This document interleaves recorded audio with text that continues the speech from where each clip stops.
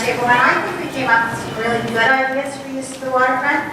One of the first things that we did decide in our group, though, is that the public is not necessarily clear on what is owned by the city and what is in the process of being acquired. And we think perhaps the city needs to explain that to the people better, because that was a source of a lot of arguing and a lot of discussion. One of the first things we decided absolutely is that the parking lot needs to be left east of the complex, that it is highly used and it needs to stay where it is. We would like to ensure that the ballparks remain where they are, both the baseball fields and the t-ball fields.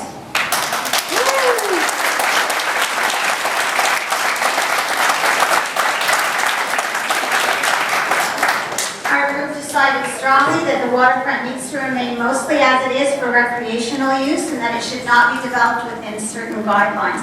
One of the things we decided is that the green ribbon should be at least 100 meters from the waterfront, and that if there's going to be development, that it be on the far side of that 100 meters and absolutely no closer.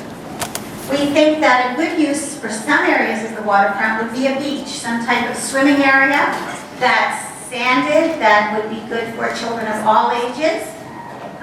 Some people in our group suggested perhaps to the far side of McConnell there would be a good area to do that, that it could be turned into a beach with a floating boardwalk that would go out to the point at the college. That condominiums, if they are to be built, would probably be a good use of the tank lands. That there is a need for more boat docking that is casual and that is more affordable. That perhaps an RV park would be a nice thing to see on the waterfront. And we're also looking at recreational use for teenagers, that perhaps some type of skateboard park or facility of that sort would be a really good addition to the waterfront as well. Thank you. Great report. Just hang on. Any comment or question for that table? No? Okay, good. Let's go to the other back corner, Tom Racine. Thanks, Tom.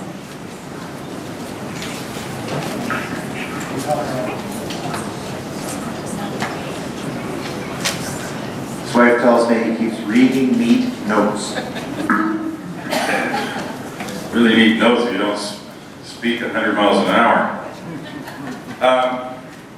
Greetings, everybody. 80% of the people at our table were from the city of Cornwall, so that was good. We had a great cross-section of our people who lived up in the counties bringing themselves into this tonight was great.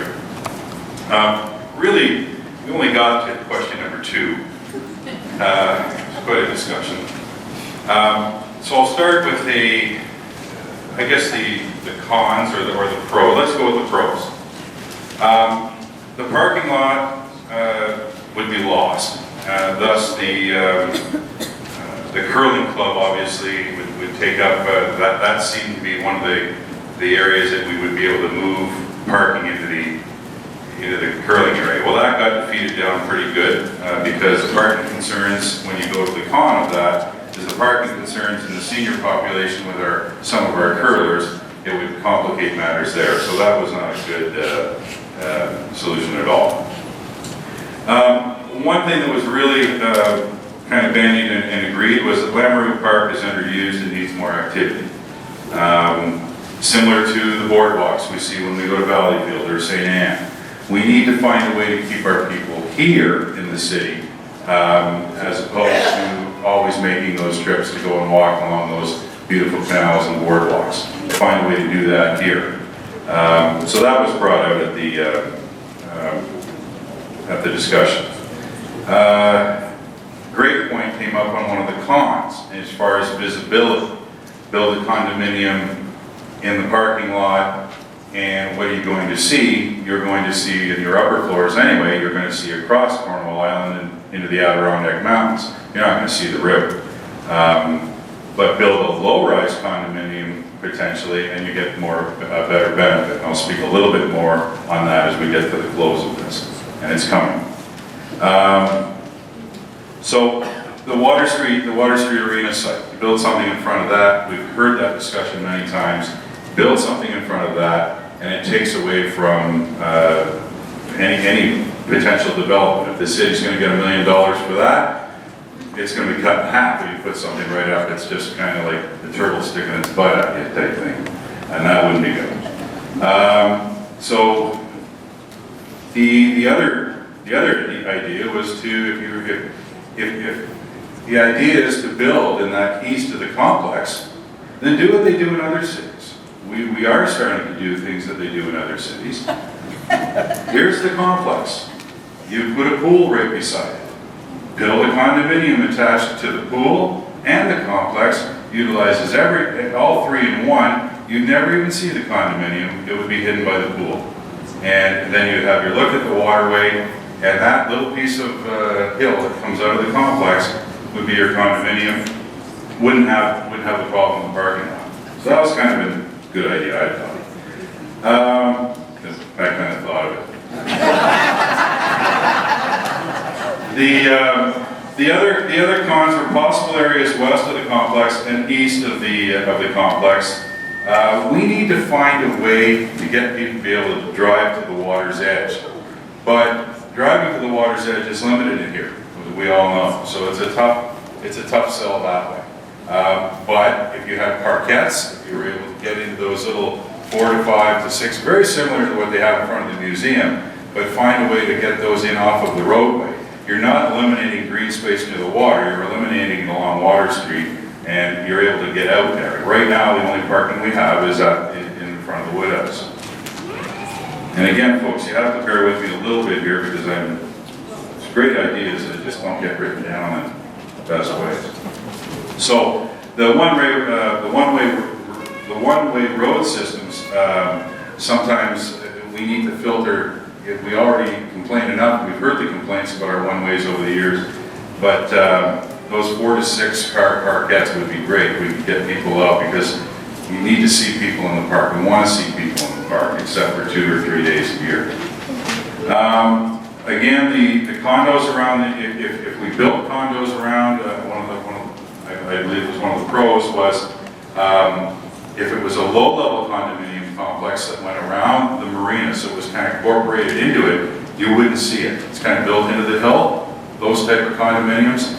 You wouldn't see it. It wouldn't alter any of the problems or any of the sight lines from across the street at the Water Street. So, and then putting a covenant on the land, making sure that before anything is done, everybody is on the same page and knows what's being built, that there's no surprises. So, as far as real quick, the lookout point, the old gas tanks, that's one of those areas that could be developed. But we were pretty good. We were pretty positive. We had one neutral on it. But that's federal land, and that's the thing you have to remember about that is that that's years away unless the sky opened up. It almost did Friday, so maybe we're in the right thing. Anyway, that's it for our group. Any questions?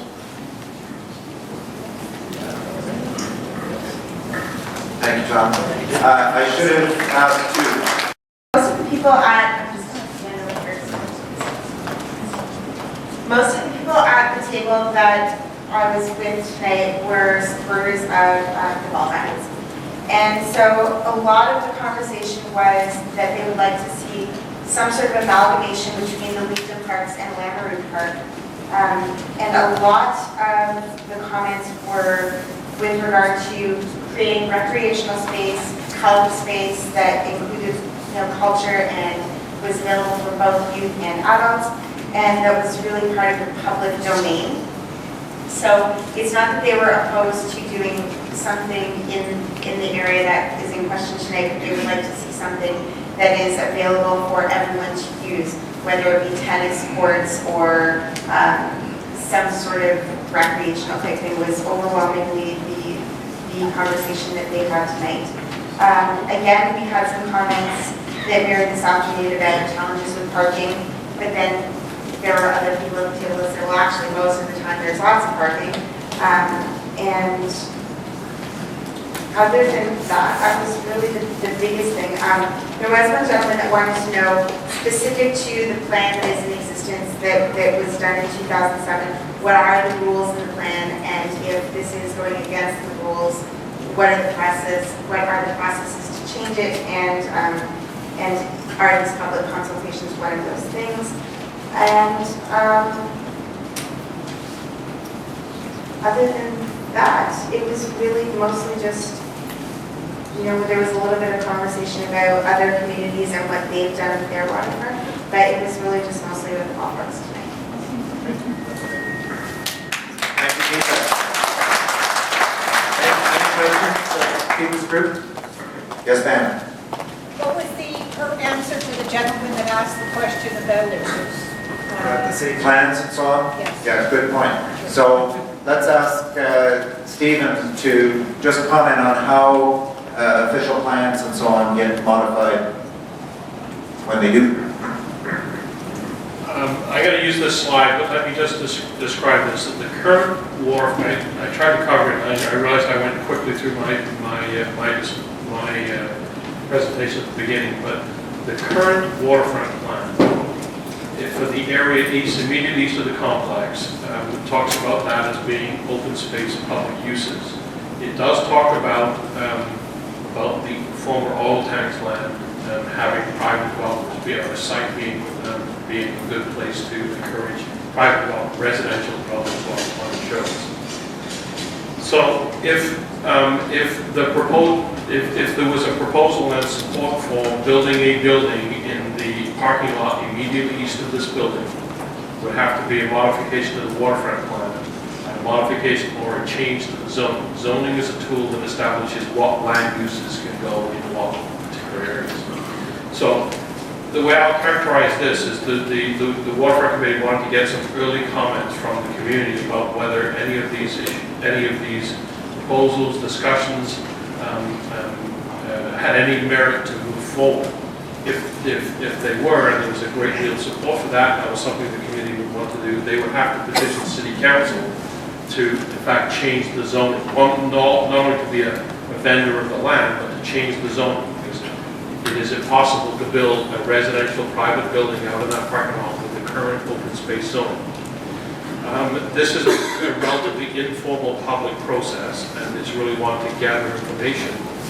You'll see at the bottom of that slide, if the zoning has to be changed, there is a very prescribed process in the Ontario Planning Act that says the council would have to give notice that they're considering that change, notify the public generally and people immediately around, and would hold a public meeting at the Planning Advisory Committee, which is all the council, and they would hear comments, pro and con, make a decision, and if that decision was one way or the other, and an individual or a group took opposition to that, either if the matter was approved, and some people wanted to take opposition to that, or if it was not approved and somebody thought it was the decision not to approve it was wrong, that is appealable.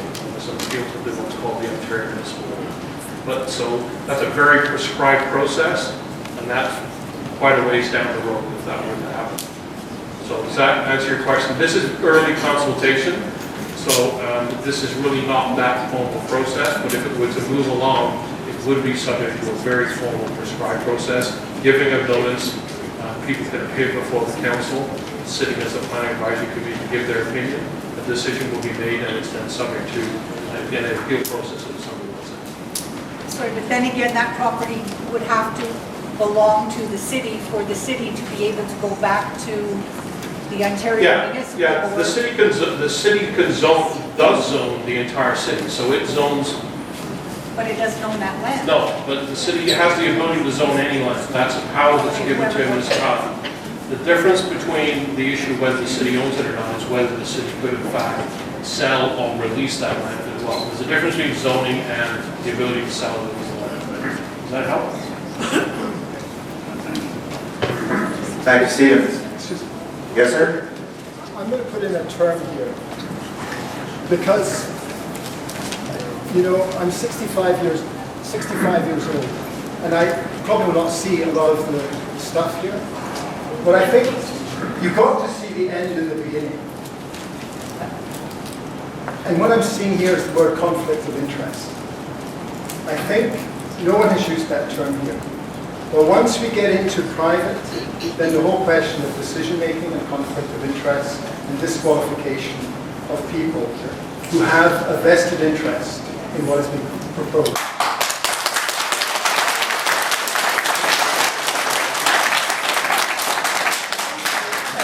And I just feel that because the Waterfront Development Committee has the membership is primarily of people with, how do you say it, substantial business interests in construction.